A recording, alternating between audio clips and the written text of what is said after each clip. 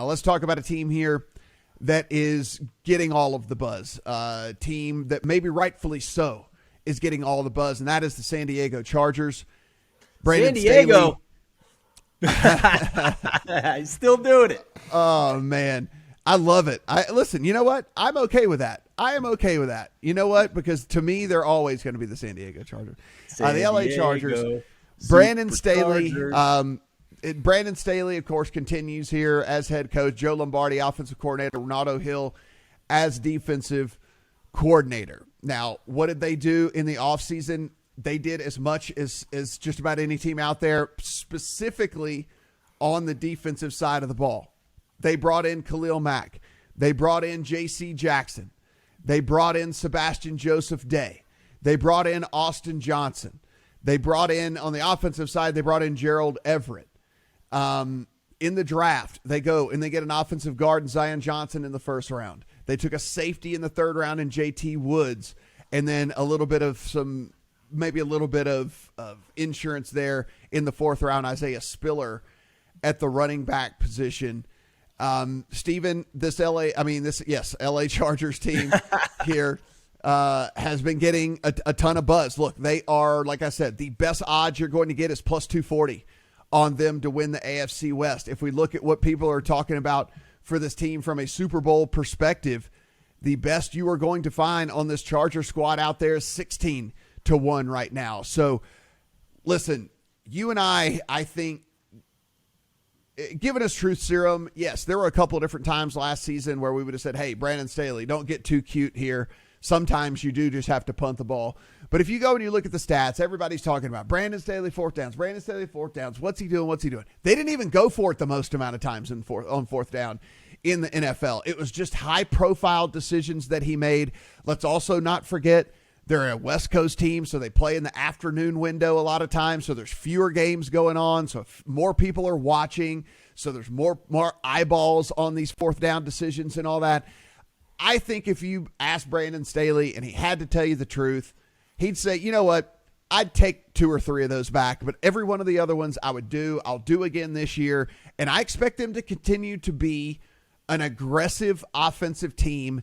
And if anything, what we're talking about with these other teams in division should dictate that as well, because you can't just sit down in this division if you want to come out on top, because there's too many good teams. 100%. And this is the strongest roster in football, in my opinion. I will be betting them at, I believe you said, plus 240 to win the division. Not only because of their talent, but also because the Chiefs have the toughest strength of schedule by opponent win totals. The Chargers are outside the top 10 toughest, so I think that lines up very well for them. And I think you have a situation where the Chargers are fully taking advantage of the cheat code that is the rookie contract for their elite quarterback. One of the weaknesses they had last year was stopping the run on defense. They went out and added a couple of pieces in Sebastian Joseph Day and Austin Jackson to try and shore that up. They went out and got J.C. Jackson and Khalil Mack as well, a pass rusher and a solid secondary player. And per Sharp Football, this is the only team in the NFL that has a top 10 ranking across every major position group, including head coach.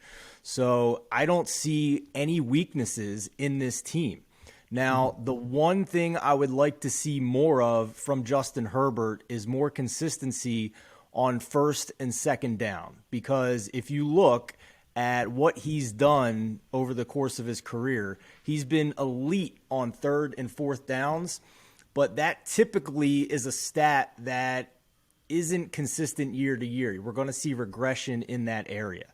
If we look at early downs for Justin Herbert, we're looking at a situation. Let's look at one particular here where, first down EPA per attempt in the first 3 quarters. So Justin Herbert is 27th in that category. So he needs to be improved on first downs.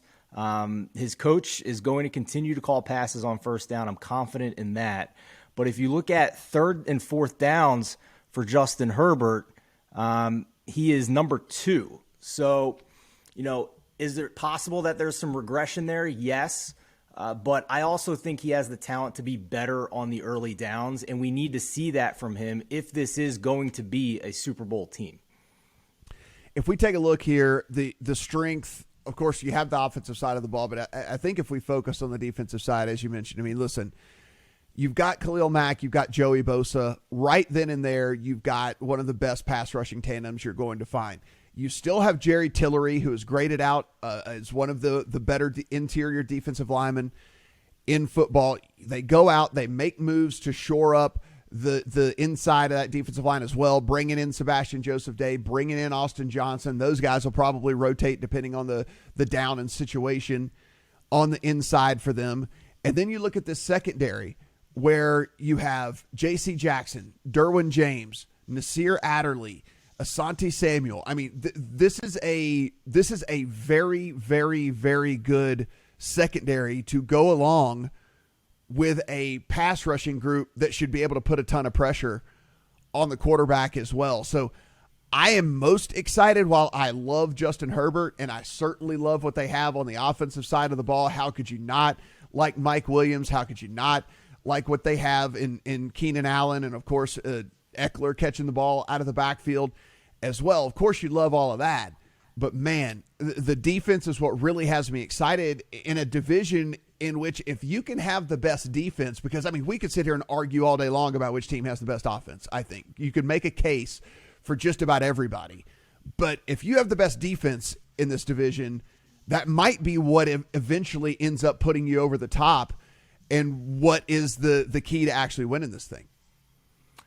Here's the other thing, too. Their defense is due for some positive regression as well. This is a team that allowed third down conversions at 49.5%. That was the worst in the league, and 8.6% over expectations. So, like we talked about with the Denver defense with negative regression, I think the Chargers are due for some positive regression on defense.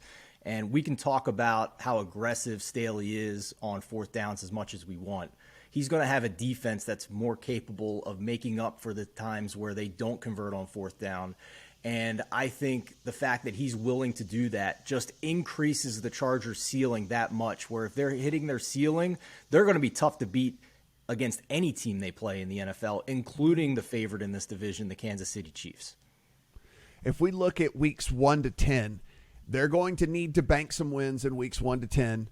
And then as they head into the second half of the schedule, they're really going to need to this is where we'll find out if this is actually a championship caliber team or not. But if you do look in weeks 1 to 10, they kick off against the Raiders. That's not a must-win game, but it is certainly a statement game right off the bat. They get the Chiefs in week 2, so the Chiefs might still be figuring some things out offensively in week 2. Then this is the stretch right here where it goes Jags, Texans, Browns most likely without Deshaun Watson. So you get Jags, Texans, Browns. You have to go 3-0 in that stretch right there. Yes, your next game's against Denver. Let's call it a coin toss, whatever it might be. But then you come back with games in week 7, a bye, and then week 9 against the Seahawks and then the Falcons. We are looking right there, Stephen, at a stretch in which this team, if they are going to be a championship contender, they got to go 5-1. They got to beat Jacksonville. They got to beat Houston. They got to beat Seattle. They got to beat Atlanta. They got to beat the Browns. Maybe not on the Broncos. It is a home game against the Broncos. If you come out of that 6-0, of course, we're going to be going crazy about this team being a championship contender. But you got to go 5-1 right there because, again, it's the same deal with these other teams in this division. You get to the second half of the schedule, and it is backloaded with a bunch of games that, they might not be incredibly tough, but they're not going to be easy. You're still games against the Chiefs, games against the Cardinals, games against the Raiders. Then you get the Dolphins, who everybody thinks might be better. The Colts, who everybody thinks might be better. You get the Rams in week 17 and then have to play on the road at Denver in week 18. So another team here that's going to need to bank some wins early. For sure. And I think if that happens, you're going to see that 16-1 Super Bowl number get right up there with the Buffalo Bills number that's sitting at, plus 650 is the best number before the season. In my opinion, as we sit right now going into the season, I disagree with the fact that the Chargers are the 6th choice on this board. I would have them over the Rams. I would have them over the Packers. I would have them basically in this same tier with the Bills, Buccaneers, and Chiefs. So I think it's not a long shot. It's not a long number, but I think 16-1 is a fair price on the Chargers. So the one bet that I'm looking at potentially making before the season starts is Justin Herbert to lead the league in passing yards. If he does improve on early downs like I expect, and with the aggression that we see in this offense and the weapons he has in the offensive line, I can see him being near the top of the league in passing yards. So plus 800 on that price is one that I'm looking at here. To win the MVP, if you did want to go Justin Herbert's way, he is 10-1 is the best number you're going to find on Justin Herbert. Again, a guy that has just come into the league. He and Joe Burrow have kind of redefined what young quarterbacks can do in this league, and Herbert at 10-1, I think is fair. I mean, if we're talking about an offense that if they hit their ceiling, which a lot of people think that they will, a lot of people are super high on this team. If they hit their ceiling, we could be talking about Justin Herbert for sure as the favorite to win MVP whenever we are heading towards the end of the season. And he trailed only Tom Brady in passing yards last year with more than 5,000, and Tom Brady is 45 years old. So we'll see if he can do it again.